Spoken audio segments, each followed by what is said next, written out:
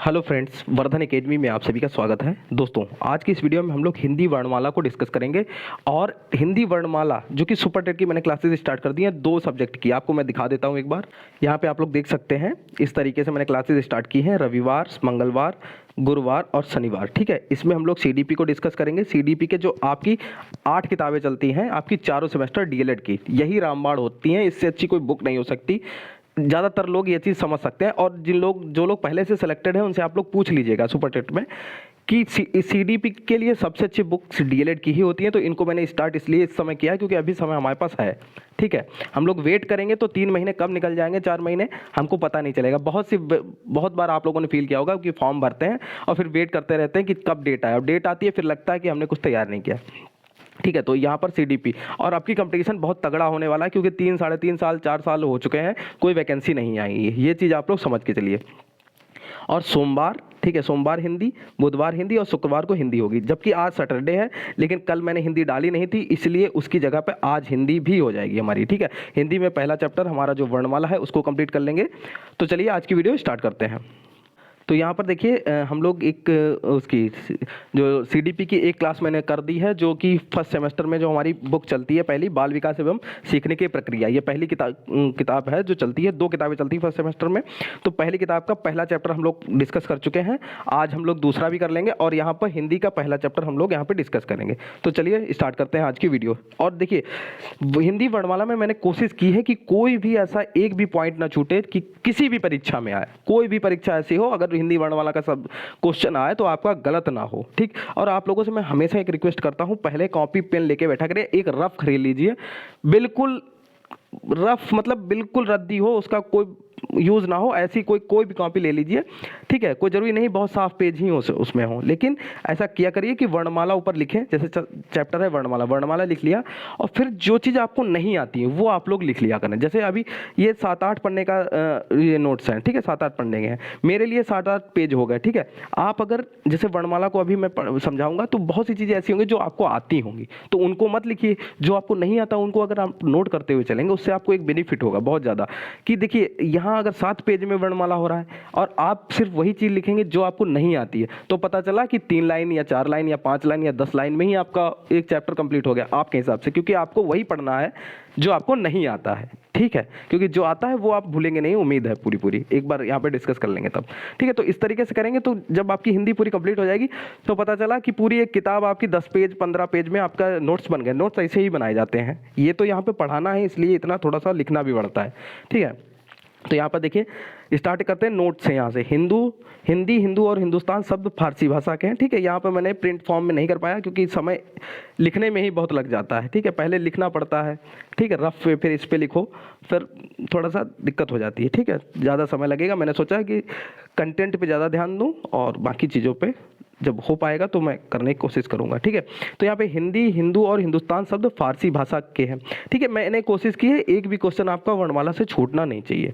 ठीक, तो यहाँ पे हिंदी, हिंदू और हिंदुस्तान शब्द फारसी भाषा के हैं। ठीक है, 14 सितंबर 1949 भारत के संविधान में हिंदी को राजभाषा एवं उसकी लिपि देवनागरी स्वीकार की गई। ठीक है, इसीलिए देखिए 14 सितंबर 1949 को ये स्वीकार की गई थी, इसीलिए 14 सितंबर को राष्ट्रीय हिंदी दिवस मनाया जाता है। ठीक है, राष्ट्रीय हिंदी दिवस कब? 14 सितंबर को। और अगर विश्व हिंदी दिवस पूछा जाए तो 10 जनवरी को होता है। ठीक है, ये चीज़ लिखी नहीं है इसलिए मैंने यहाँ पे बता दिया आपको। ठीक है, 10 जनवरी को वर्ल्ड हिंदी दिवस होता है, वर्ल्ड हिंदी डे।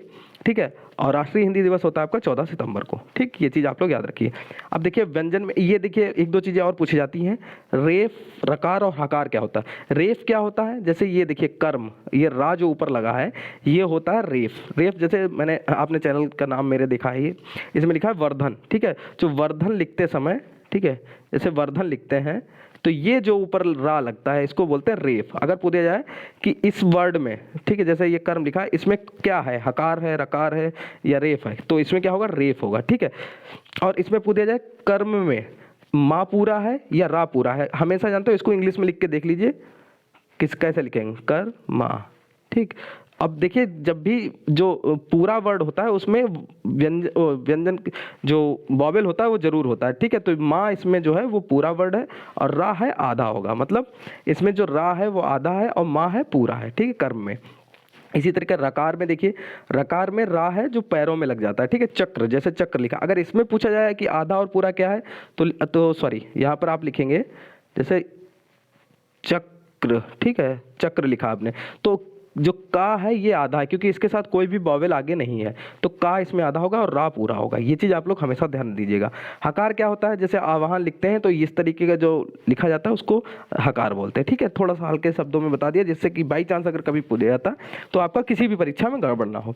अब यहाँ से स्टार्ट होता है मेन हम लोगों का जो वर्णमाला है, ठीक है। तो वर्ण क्या है, वर्णों को अक्षर, अनाश्वान तथा स्वनिम कहते हैं, ठीक है। तो वर्ण को क्या क्या कहते हैं, अक्षर भी कहते हैं, अनास्वान भी कहते हैं और स्वनिम भी कहते हैं, ठीक है। ये एक एक चीज मैंने यहाँ पे करने की कोशिश की है। वर्ण मूल ध्वनि का अखंड रूप है, इसे प्रतीकात्मक वर्ण कहते हैं।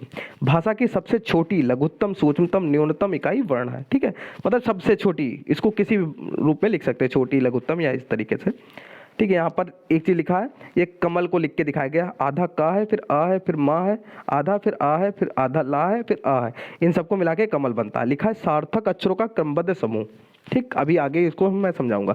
अब यहाँ पे लिखा वर्णमाला, वर्णों के क्रमबद्ध एवं व्यवस्थित समूह को वर्णमाला कहते हैं, ठीक है। कई बार क्वेश्चन आता है वर्णमाला किसे कहते हैं, और लोग सिर्फ लिख देते हैं, जैसे ऑप्शन में ये भी होता है व्यवस्थित समूह को वर्णमाला कहते हैं, ठीक।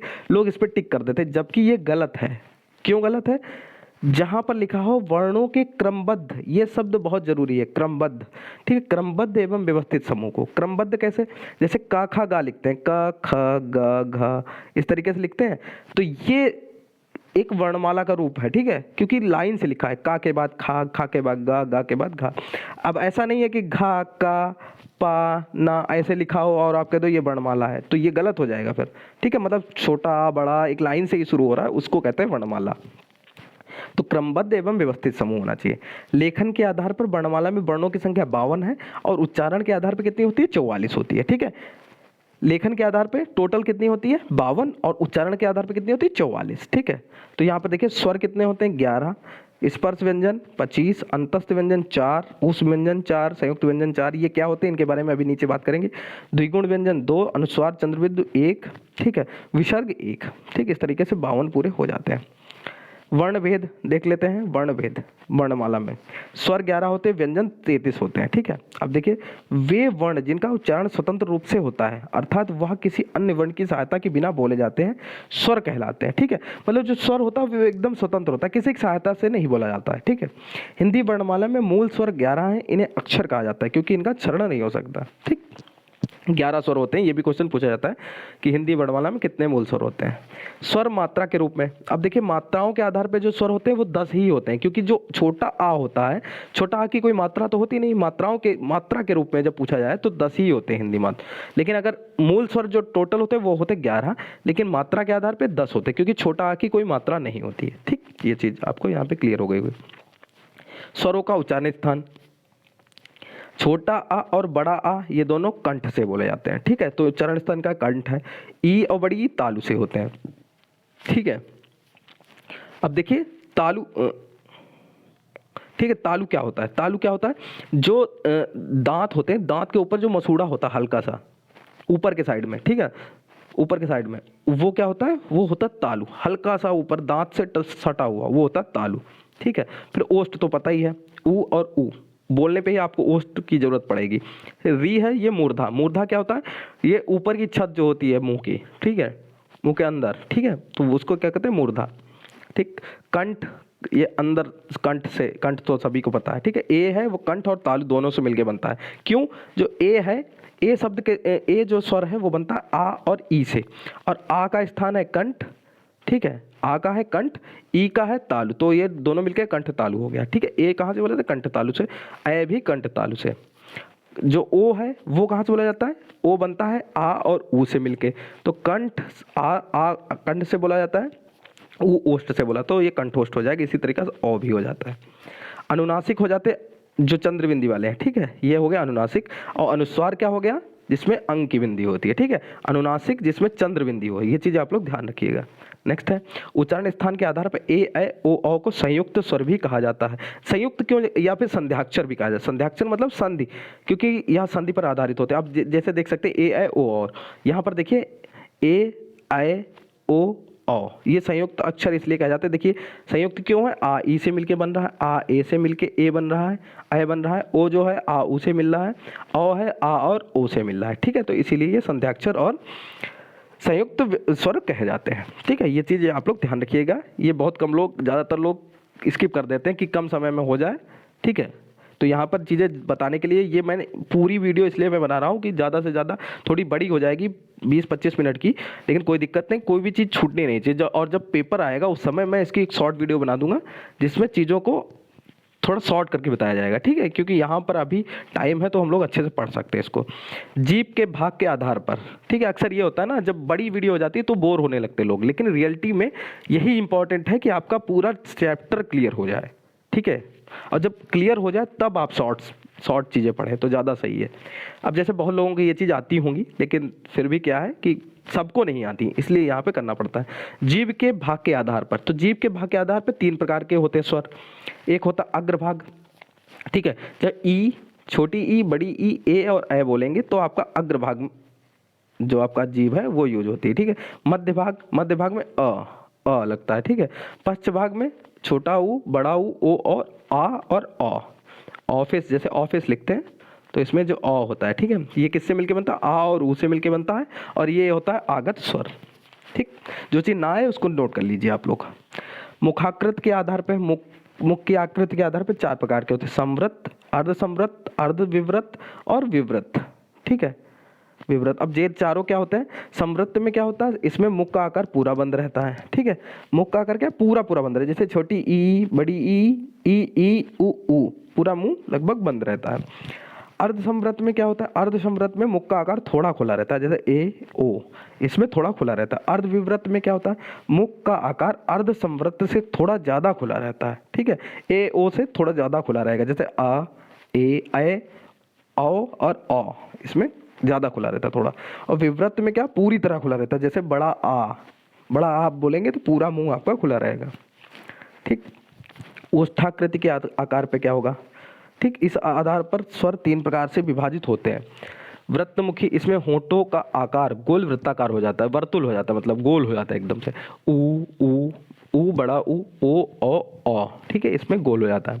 फिर आवृत्तमुखी होता है, आवृत्तमुखी में होठों का आकार वृत्ताकार नहीं होता है, ठीक है, वृत्ताकार नहीं होता, जैसे छोटी ई, बड़ी ए और ए, ठीक। और अर्धवृत्तमुखी में उदाहरण में क्या होते हैं, आ और आ, ठीक। अर्धवृत्तमुखी में थोड़ा सा वृत्ताकार हो जाता है, छोटा और बड़ा आ इसमें। फिर देखिए मात्रा के आधार पे, अब देखिए मात्रा के आधार पे स्वर 3 प्रकार के होते हैं। इसमें हर्ष, दीर्घ और प्लुत स्वर होते हैं। हर्ष में एक मात्रिक होता है, ठीक है, कम समय लगता है इसमें हर्ष स्वर जो होते हैं वो मूल स्वर होते हैं, छोटा, छोटी ऊ और री, ठीक है। दीर्घ स्वर क्या होते हैं, द्विमात्रिक होते हैं, इनके उच्चारण में हर्ष स्वर का 2 गुना समय लगता है। इसमें बड़ा आ, बड़ी ई, छोटा ऊ, ए ओ, ये सारे क्या होते हैं दीर्घ स्वर, ठीक है, द्विमात्रिक स्वर कहे जाते हैं। और इसमें मूल स्वर क्या है, बड़ा आ, बड़ी ई, बड़ा ऊ, ये मूल दीर्घ स्वर है, और ए ओ ये दीर्घ संयुक्त स्वर है, ठीक है। आपको ऊपर बताया था कि दीर्घ संयुक्त स्वर होते हैं, ठीक है। प्लुत स्वर में जो हर्ष स्वर होता है, ठीक है, जिसमें एक मात्रिक जो स्वर होता है हर्ष, ठीक है, इससे 3 गुना समय लगता है, जैसे ओम, इसमें ये जो चिन्ह है ये हो गया प्लुत। नेक्स्ट देखते हैं व्यंजन वर्ण, ठीक है। यहाँ पर चीजें स्टार्ट हो गई ढंग से। अब देखिए व्यंजन है, यहाँ पर देखिए जिन वर्णों का उच्चारण स्वरों की सहायता के बिना नहीं हो सकता, अर्थात स्वतंत्र रूप से नहीं बोले जाते, व्यंजन कहलाते हैं, ठीक है। प्रत्येक व्यंजन वर्णों से स्वर आ जुड़ा होता है, यदि इसे हटा दिया जाए तो व्यंजनों के नीचे हलंत लग जाता है। जैसे देखिए या लिखते हैं हम लोग, तो या रियल में कैसे बनता है, ये या के नीचे हलंत लगा होता है, इसका मतलब होता है आधा या, ठीक है, आधा या ये माना जाएगा, ठीक है। जब तक आ इसमें छोटा आ किसी भी वर्ण में नहीं जुड़ेगा तब तक वो पूरा नहीं हो पाएगा। तो ये जब या आधे या के साथ आ जब जुड़ जाता है तब मिलके या बनता है। इसी तरीके टा, ठीक है। तो सब में क्या होता है, सब में स्वर आ की जरूरत पड़ती है, ठीक है। हिंदी वर्णमाला में व्यंजनों की संख्या 33 है, जो इस प्रकार है, ठीक है।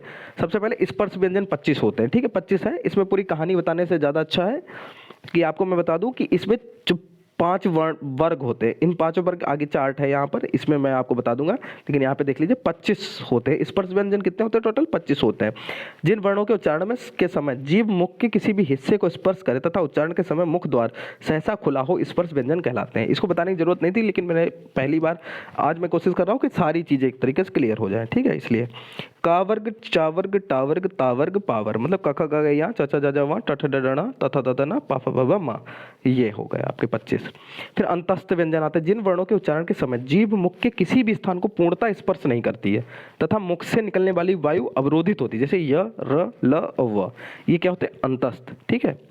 ये आपको याद होने चाहिए, ये पूछे जाते हैं ज्यादातर। ऊष्म व्यंजन भी 4 होते हैं, श, श, श और ह, ठीक है। इसमें क्या होता है? जिन व्यंजनों के उच्चारण के समय श्वास वायु मुख से रगड़ खा के निकलती है, ठीक है, तो ये क्या होते हैं? ऊष्म व्यंजन। फिर होते हैं संयुक्त व्यंजन, ये भी 4 होते हैं, जो किसी 2 वर्णों के योग से बनते हैं। सीधा सीधा ये समझ लीजिए, जैसे छ, छत्री वाला छ है, कैसे बनते हैं ये भी पूछा जाता है, आधा का और षटकोण वाला शा। त्रा जो है आधा ता और रा से मिलके बनता है, बाद वाला पूरा ही रहेगा, ठीक है। ज्ञा है आधा ज और वहां से मिलके बनता है। स्रा है सलजम वाला आधा सा और रा मिलके ये बन जाता है श्र, ठीक है। तो ये आपको पता चल होना चाहिए कि ये संयुक्त व्यंजन किस तरीके से बनते हैं। द्विगुण, उत्क्षिप्त, विकसित व्यंजन, ये सारे एक ही चीज हैं, ड और ढ, ठीक है। ये इनको द्विगुण कह सकते हैं, उत्क्षिप्त कह सकते हैं, विकसित कह सकते हैं, कुछ भी। इनका प्रयोग शब्द के प्रारंभ में ना को होकर मध्य या अंत में होता है। इनका आपने कभी नहीं देखा होगा कि ड़ और ढ और ड़ से कभी भी स्टार्टिंग हो, जैसे पढ़ना, सड़ना, ये सारी चीजें हैं, तो बीच या लास्ट में ही इसका आएगा व्यंजन। व्यंजन चार्ट जिस तरीके से अभी मैंने आपको बताया था, यहाँ पे आप लोग देख सकते हैं वर्ग समूह। देखिए स्पर्श व्यंजन कितने हो गए? 25 बोले थे, तो ये देखिए 25, ठीक है, ये 25 पूरे हो गए, ठीक है। 25 लिखा भी है यहाँ पर, ठीक, ये 25 लिखा, ठीक। तो 25 कैसे हो गए? 5 का वर्ग के, चा वर्ग के, टा वर्ग के, ता वर्ग के और पा वर्ग के, ठीक है। अब देखिए का खा गा गा या इसको कंठ बोलते हैं, चा छा जा जा वा इसको तालब भी बोलते हैं, ठीक है। फिर टाटा डाडा ना ये मूर्धन्य हो गया, ताथा दादा ना दंतस्थ हो गया, दंत हो गया, पापा बाबा माँ ओष्ठ हो गया। इसके बाद अंतस्थ आते हैं, ठीक है, अंतस्थ आते हैं यारा लावा, ऊष्म होते शाशा शाह, ऊपर अभी बताया संयुक्त व्यंजन छत्रज्ञा अश्र। द्विगुण उत्क्षिप्त ड ढा हो गए, ये महाप्राण भी होते हैं, इनके बारे में आगे बताएंगे।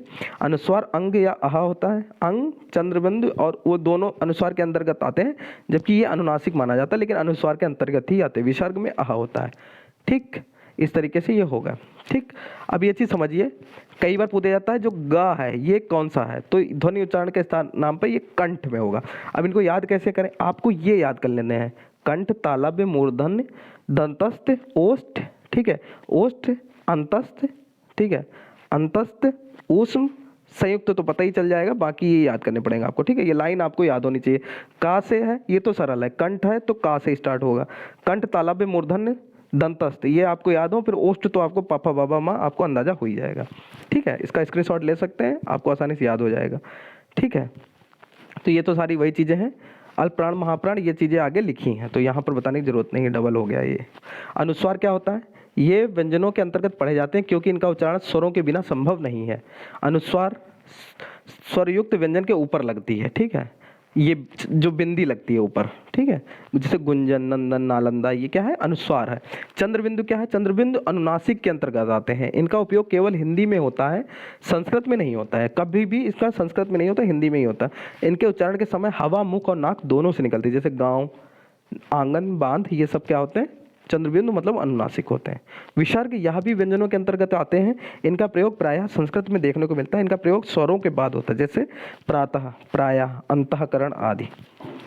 नोट में लिखा है अनुस्वार और विसर्ग को संयुक्त रूप से अयोग वाह कहते हैं। मतलब अगर पूछा जाए अंग और आह, ठीक, ये क्या है? तो ये दोनों मिलके क्या बनते हैं? अयोग वाह कहे जाते हैं। नेक्स्ट है व्यंजनों का वर्गीकरण। स्पर्श व्यंजन अभी हम लोगों ने ऊपर देखा था, ये तो बार बार बताने की कोई जरूरत नहीं है।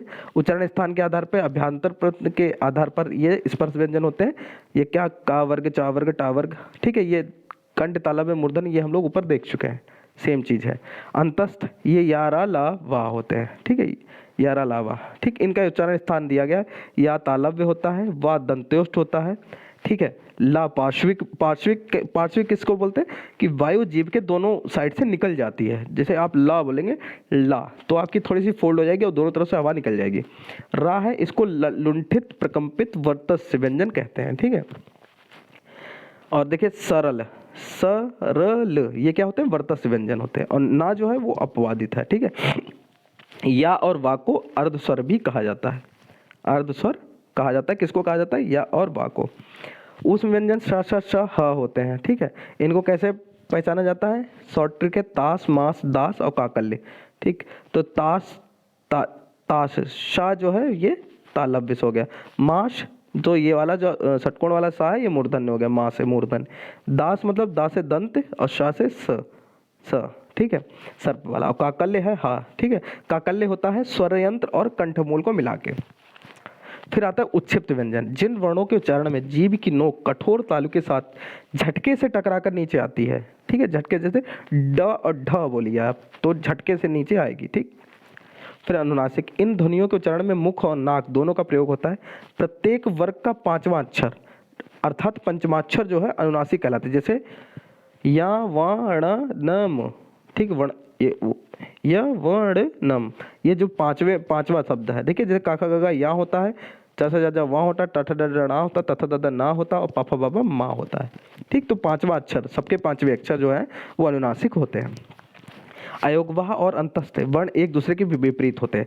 अयोगवाह जो होते हैं मतलब अंग और आहा, इन वर्णों की गणना न स्वर और न ही व्यंजन में की जाती है, ठीक। और अंतस्थ जो वर्ण होते हैं या और वाह जो होती है, इनकी गणना स्वर एवं व्यंजन दोनों में की जाती है। मतलब या और वाह जो है इनको अर्धस्वर भी कहा जाता है, ऊपर हम लोग देख चुके हैं। नोट में लिखा है संस्कृत में अनुनासिक वर्णों का प्रयोग होता है। उदाहरण जैसे कंठ, संस्कृत में आपने देखा होगा ना की जगह ये ड़ा को आधा लिखते हैं कंठ, ठीक है। इस तरीके से ना को लिखा जाता है कंठ। और हिंदी में अनुस्वार का प्रयोग किया जाता है, मतलब कंठ बिंदी रख दी जाती है जैसे, ठीक है। जैसे हिंदी में लिखते हैं तो कंठ लिखते हैं ऐसे, बिंदी रख दी। और जब संस्कृत में लिखते हैं तो कंठ ऐसे लिखते हैं, सॉरी, हिंदी में लिखते हैं कंठ, ठीक, और संस्कृत में लिखते हैं कंठ इस तरीके से। ये हो गया संस्कृत, ये हो गया हिंदी, ठीक है। तो आप लोग समझ सकते हैं यहाँ पर देख के, ठीक। उच्चारण प्रयत्न, बाह्य प्रयत्न के आधार पर क्या होता है, घोष और सघोष, ठीक। घोष और सघोष एक बात होगी। जिन व्यंजनों के उच्चारण में फेफड़ों से श्वास वायु स्वर तंत्रियों के कंपन करती हुई निकलती है, सघोष व्यंजन कहलाते हैं। प्रत्येक वर्ग के तीसरा, चौथा और पांचवा व्यंजन क्या होता है, ये सारे होते हैं घोष, ठीक है। जैसे क, ख, ग, घ, या, ठीक, ये लिख दिया। तो इसमें तीसरा, चौथा, पांचवा, ठीक है। तीसरा मतलब ग, घ, या, ये क्या हो गए आपके घोष हो गए, ठीक। इसी तरीके जब जैसे ये लिखेंगे च, छ, ज, झ, व, ठीक। तो इसमें भी ये ज, झ, व, ये जो तीसरा, चौथा, पांचवा व्यंजन है ये क्या हो जाएगा, घोष या सघोष हो जाएगा, ठीक है। तो ये हो गया अंतस्थ व्यंजन। और सभी स्वर ध्वनियाँ जो हैं, सभी जितने भी स्वर हैं, ठीक है, छोटा बड़ा छोटी बड़ी जितना भी है, मतलब जितने स्वर हैं, ठीक है, स्वर व्यंजन जितने भी हैं वो सारे क्या हैं, घोष हैं। घोष या सघोष कुछ भी कह सकते हैं, ठीक है। इसके अलावा उस व्यंजन जो स श श ह होते हैं उसमें हा है वो भी आपका सघोष में ही आएगा। फिर अघोष ध्वनि क्या होती है, इसमें वायु कंपन करती हुई नहीं निकलती है। जैसे प्रत्येक वर्ग के पहला और दूसरा व्यंजन, जैसे क, ख, ग, घ, या, इसमें क्या है, पहला दूसरा ये क्या है, अघोष हो गया, ठीक है। इसमें कोई कंपन नहीं होता है, क ख बोलिए कोई दिक्कत नहीं। इसी तरीके चा छा बोलिए, पहला दूसरा जो वर्ण है सभी वर्ग का, ठीक है, तो क्या होते हैं, अघोष। और इसके अलावा उस व्यंजन के जो श श श है ये संघर्ष व्यंजन होते हैं और ये सारे अघोष ध्वनियाँ होती हैं। नेक्स्ट है प्राणता के आधार पर। तो प्राणता के आधार पर दो प्रकार के होते हैं, अल्प प्राण, महाप्राण। बहुत ही इंपॉर्टेंट है, आता भी अक्सर पूछा भी जाता है। जिन व्यंजन ध्वनियों के उच्चारण में मुख से कम वायु निकलती है, मतलब पहला, तीसरा, पांचवा वर्ण, ठीक है। फिर से आपको दिखा दूं, क, ख, ग, घ, या, ठीक है। इसमें क्या है, पहला, तीसरा और पांचवा, ये तीनों क्या हो गए, अल्प प्राण, ठीक है। एक एक अल्टरनेट छोड़ के क्या हो गया, पहला, तीसरा, पांचवा, तो ये क्या हो गया, ये हो गया अल्प प्राण। और जितने भी अंतस्थ व्यंजन, अंतस्थ क्या होते हैं, या, रा, ला, वा, ऊपर आपको बताया था, या, रा, ला, वा क्या होते हैं, अल्प प्राण होते हैं। और पहला, तीसरा, पांचवा मतलब चा छा जा जा जा इस तरीके से लिखेंगे, जैसे च, छ, ज, झ, और व, ठीक इस तरीके लिखेंगे। तो इसमें च, ज और व, मतलब पहला तीसरा पांचवा ये हो गया अल्पप्राण। और महाप्राण में बस बाकी दो बचे वो आपके हो जाएंगे। दूसरा और चौथा जो होता है इसमें क्या होता है, उच्चारण में श्वास बल अधिक लगता है, मुख से अधिक वायु निकलती है, ठीक है। दूसरा और चौथा वर्ण सभी वर्गों का, जैसे क, ख, ग, घ, य, ठीक। इसमें दूसरा और चौथा ग, ख और ग, जैसे क से ज्यादा आप खा में ज्यादा वायु निकलती, ठीक है। तो ख और ग, घ, तो इस तरीके से दूसरा और चौथा वर्ण प्रत्येक वर्ग का क्या होता है, महाप्राण होता है। और महाप्राण में उष्म व्यंजन आते हैं, उच्छिप्त व्यंजन आते हैं। मतलब उष्म व्यंजन मतलब श, श, ह, और उच्छिप्त मतलब ड और ढ, ठीक। पेशीय तनाव के आधार पर कठोर और शिथिल होते हैं। उदाहरण में अघोष और महाप्राण जो हैं, अघोष और महाप्राण ये होते हैं कठोर होते हैं, ठीक है। अघोष और महाप्राण, ठीक। अघोष कौन से होते हैं, पहले दूसरे, प्रत्येक वर्ग के पहला दूसरा। महाप्राण क्या होता है, दूसरा और चौथा, ठीक। शिथिल में आते हैं घोष और अल्पप्राण, ठीक, शिथिल में। नेक्स्ट है नोट, संस्कृत व्याकरण में स्वरों को अच और व्यंजनों को हल कहा जाता है। ये भी पूछा जाता है।